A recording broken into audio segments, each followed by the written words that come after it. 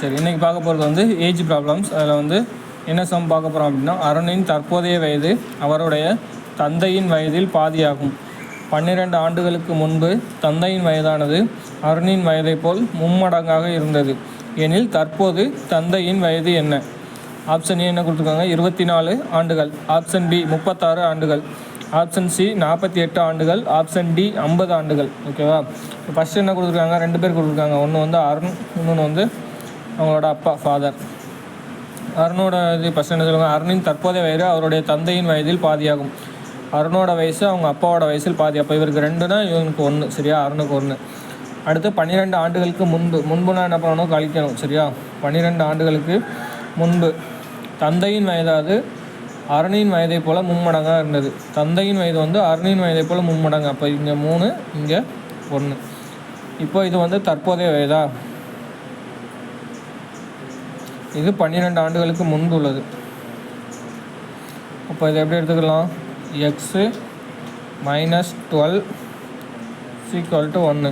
அப்புறம் 2x -12, இங்கே -12 இருக்குங்க, /3. இப்போ இதை குறுக்கு பெருக்கல் பண்ணிங்கன்னா என்ன வரும், 3x - 36 = 2x - 12. இப்போ 3xலேருந்து 2x போனால் எவ்வளவு, எக்ஸு. 36 12 போனால் எவ்வளவு, 24. இப்போ எக்ஸ் 24னா இதை கொண்டு போய் தற்போதைய வயசில் போய் சப்ஸ்டிட் பண்ணணும். தற்போதைய வயசு என்ன கொடுத்துருக்காங்க, அருணுக்கு 1x, அப்பாவுக்கு 2x. ஓகேவா? தற்போதைய வயசு தான் எக்ஸுன்னு எடுக்கணும். அப்போ இந்த எக்ஸை கொண்டு வந்து சப்ஸ்டிட் பண்ணிங்கன்னா அருணுக்கு எத்தனை வயசு, 24. அப்பாவுக்கு எத்தனை இருக்கும், 48. நமக்கு என்ன கேட்டிருக்காங்க, தற்போது தந்தையின் வயது என்ன? தற்போது தந்தையின் வயது என்ன, 48. ஆப்ஷன் எது, ஆப்ஷன் சி. அப்படி இல்லை அப்படின்னா இன்னொரு மாடல்,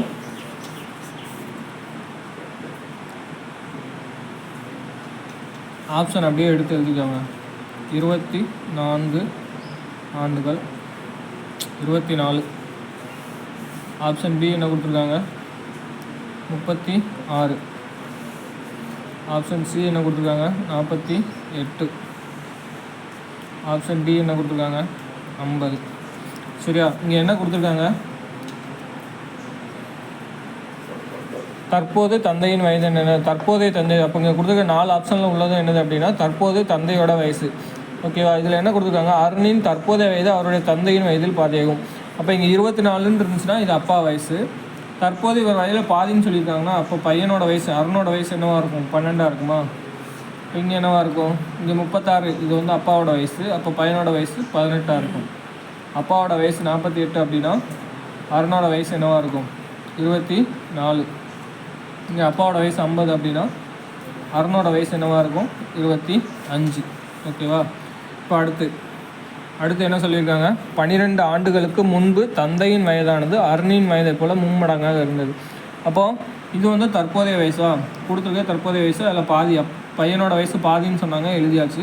அடுத்து 12 ஆண்டுகளுக்கு முன்புன்னு சொல்லியிருக்காங்களா, அப்போ என்ன பண்ணணும், 2 பேருக்குமே 12 வயசு குறையுமா, அப்போ கழிச்சிக்கணும். 24ல் 12 போனால் எவ்வளவு, 12. 12ல் 12 போனால் 0. 36ல் 12 போனால் எவ்வளவு, 24. 18ல் 12 போனால் 6. 48ல் 12 போனால் 36. 24ல் 12 போனால் 12. 50ல் 12 போனால் 38. 25ல் 12 போனால் 13. ஓகேவா?